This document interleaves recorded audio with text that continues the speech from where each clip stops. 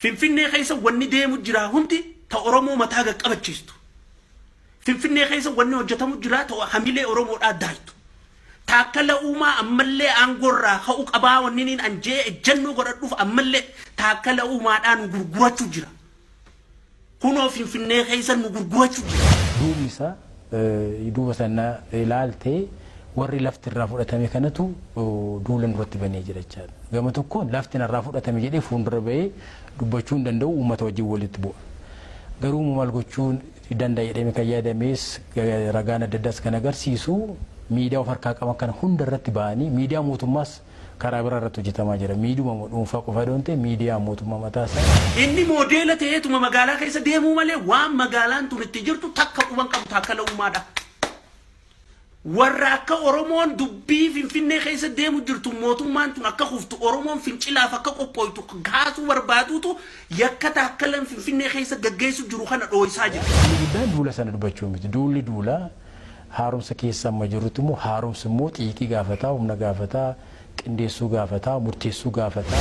Taakkala uumaadhaa lafa gurgurachaa fixaa jira Finfinnee keessatti.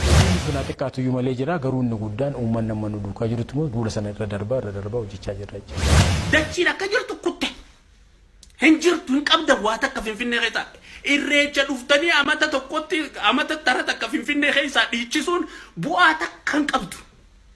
Bu'aa takka abbaa biyyummaadhaa waan biraa irratti wal fixanii waan biraa irratti walirra yaatanii waan biraa irratti wal nyaatanii lafa Oromoodhaa tayaa'in tun irra kaatee dachiin tun irra dhumachuu jirtu.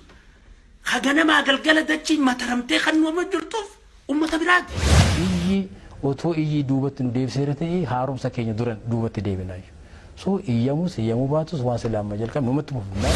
Kanaaf namni ni nan komadhu taakkala uumaati aangoo bakka tanaa itti kannan bakka tana kataa'u jiru isaatu hojjechuutti hin jirre caasaa isaatu waan badiitti jira isaatu chirraa hojjetaa. Moraaliin qabu kana dubbatu.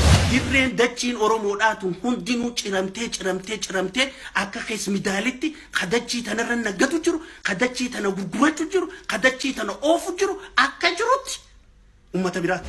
Nama biraa gammachiisuuf yookaan nama biraa mufachiisuuf yookaan abbaan ta'ee deemee waan hojjetee miti. Kun seenaa mataa keenyaa waan qabnuuf itti gaafatamummaa seenaas waan qabnuuf hin malu. Ansi jalaa nafu gaafaan ala jiru sumarratti hin bobba'u jira bu'ee aangoorraa siin jee ammallee aangoorraa bu'uu qabda taakkala uumaadha.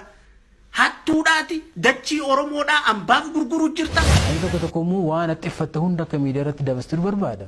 Kan goonee haxxiffannee dabarsan ta'u kunis.